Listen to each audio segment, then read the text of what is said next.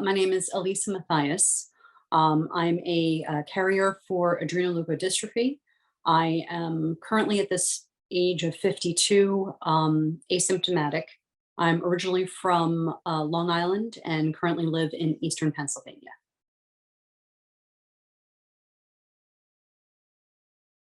When I was first diagnosed at age 24, once my brother had started to develop symptoms.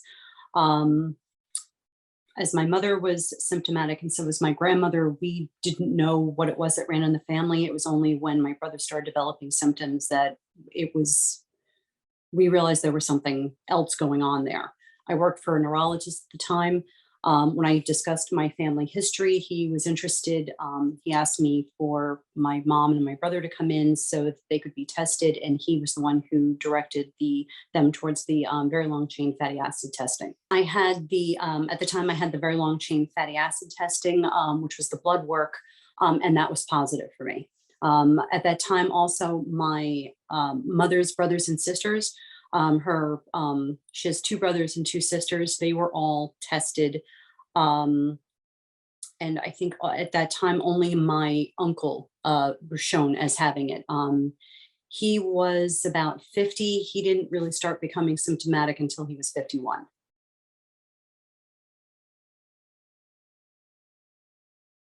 As it's a X-linked trait, females are XX chromosome, males are XY chromosome.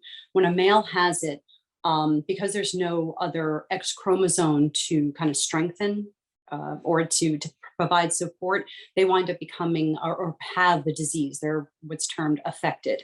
And it can, in my family, it started symptomology later in life. So it was difficulty with bowel and bladder control, spastic gait, numbness, tingling in the toes.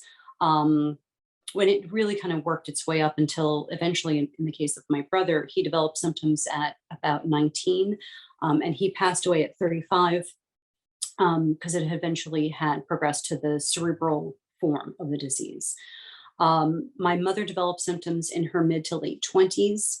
And again, for females, because they have the other X chromosome, they've long been termed as saying that they're symptomatic carriers, that they don't actually have it, but there has been discussion now as to saying that females with ALD, because it's not usually as severe as it is for the males. But in the case for my mother, it started with, again, bowel and bladder control loss, spastic gait, numbness, tingling in her toes, and it kind of progressed, but she passed away earlier this year, but she never developed the cerebral form of the disease.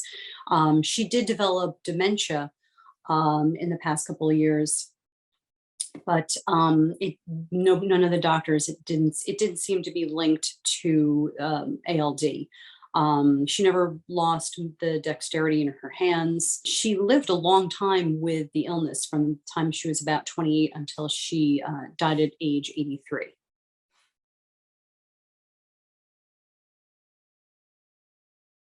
When I had went to go see a genetic counselor, and he said that at that time that the things that they could do. At that time, it was still pretty early. It was in the mid 90s. So they were saying that, you could do sex selection, where, you just have female children instead of having male children, which didn't really seem optimal to me, because then if you have a girl that's female, then she's a carrier. And I was one of two children, and I was a carrier. My brother was affected. So those are not great odds. At least they weren't in our family. As I got older, and eventually I did get married. Once I was married, I started looking into other options, and then that's when I started hearing about pre-implantation genetic diagnosis with IVF, in which they go through IVF. They take one sperm, they put it into the egg to fertilize. Once the blastocyst reaches about, I think, like 8 cells, they biopsy a single cell from the blastocyst from each of the embryos that are developing at the appropriate stage. They then send it courier service to, in my case, it was Wayne State University, where the doctors there had a team that were ready to do the very specific testing for my specific mutation, and do marathon testing until they have results and it could determine which embryos were had the mutation and which did not. At that time, the embryos which were free of the mutation, they would then transfer to, if they were available, for implantation. We went through that 4 times and were unsuccessful each time. When we went to the reproductive endocrinologist, we had a nurse that was assigned to us for our specific case, and they worked with us with our options through all of our IVF and PGD cycles.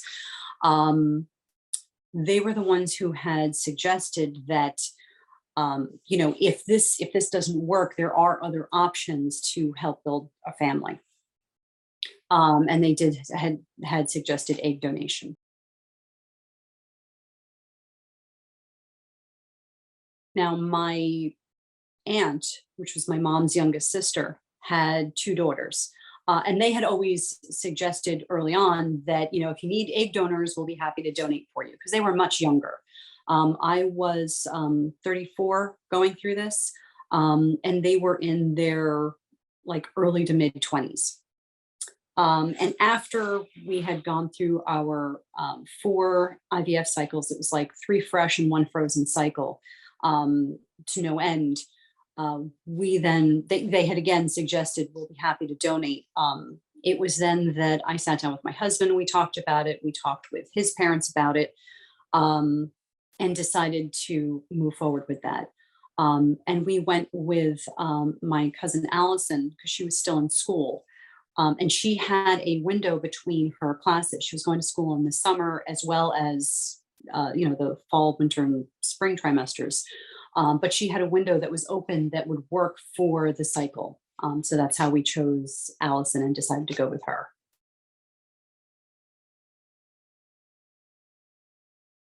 We thought it would be a good option because, and especially having a known donor, because there certainly are people who have gone through egg donation using an anonymous donor. But we thought that this would be nice because it would also still be a family link. And everyone on my mom's side of the family all has the same eyes. And we thought it would be good also for, because my husband is an only child and my only brother passed away. We also thought that this would give our son more of a link to his family, that he would actually have aunts and uncles and cousins that were biologically linked, as well as if there were any concerns that came up later about health, that he would have that information as well. Although initially, my cousin, my husband, and I all decided that we would never tell our son. However, because everyone in our family knew, it didn't seem right to keep that information to ourselves, that was something that we really needed to tell him about as well. And we did in time.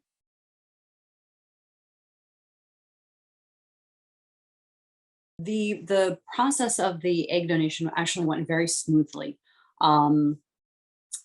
My cousin came and stayed with us for the time that we were here, which was great because we were able to get to know her better. And it was nice for her too. We took her into New York and Philadelphia. So it was great to be able to spend more time with her and to get to know her better. The process itself went actually very smoothly. She was incredibly fertile. I think she had, we only did 1 cycle with her, she had like 40 follicles. They retrieved 25 eggs, 13 fertilized. They transferred 2, and none of the other embryos made it to freezing. My brother passed away after my son was born, because obviously the cycle worked well and we were pregnant with 1 son, and he was born without incident in April of 2006. Later that year, my brother passed away from ALD.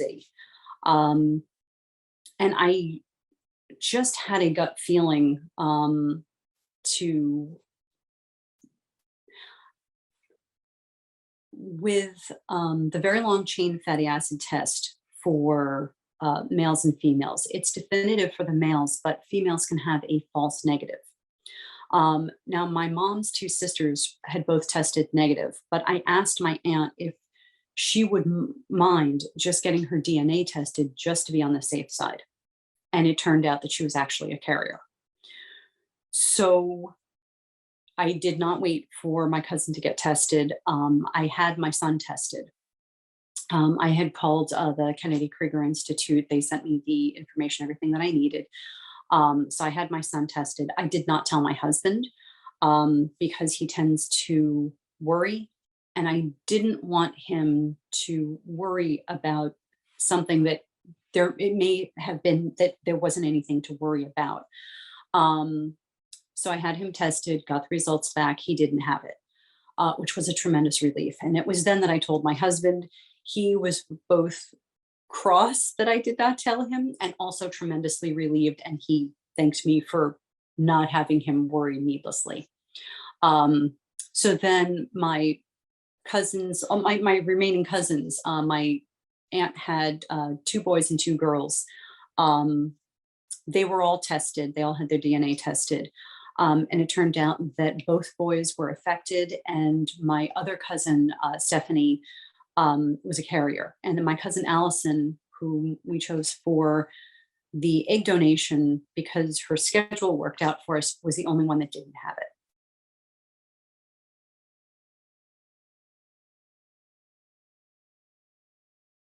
I don't think I would change anything because the way that everything worked out, everything, the good, the bad, the heartbreaking, and the positive, all worked to bring that particular egg and that particular sperm together to make our son.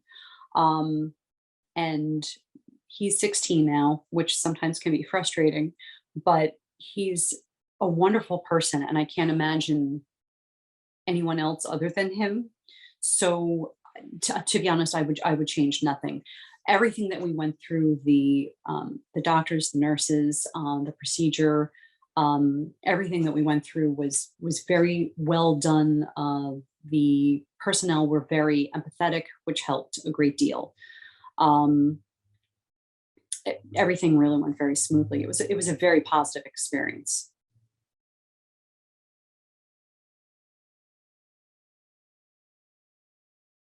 I think the only apprehension that I felt was that because it wasn't my egg, and I was concerned that I wouldn't have as much of a connection to my child, um, and that I've never ever felt that.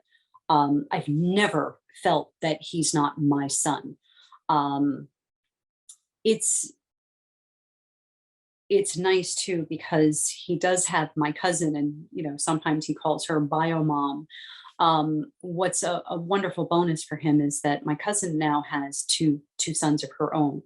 And they joke and they refer to my son as brother cousin because the relationship that they're raised in is that they're cousins, but they're also brothers, which is really very nice. And it's nice because he gets to see them and he visits with them and has a nice relationship with them, but they're not here all the time borrowing his things or getting into his stuff because they're much younger. But yeah, that was my biggest concern, was that I wouldn't feel as much of a connection, or I wouldn't feel like he was my son. And there has never been one day. He grew in my body fed and nourished him. I gave birth to him, I raised him.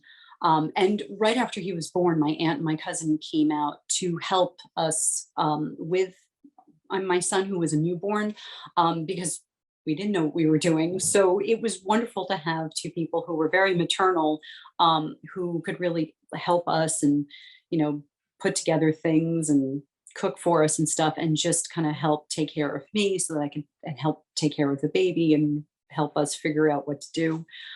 So that was that time that they gave us was a invaluable gift. It was wonderful. And it has brought our families also much closer together. So we were very grateful for that as well.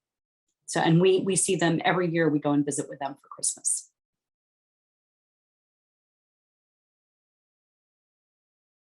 I think it's nice if you do have a female relative that you're close with and you can do known egg donation.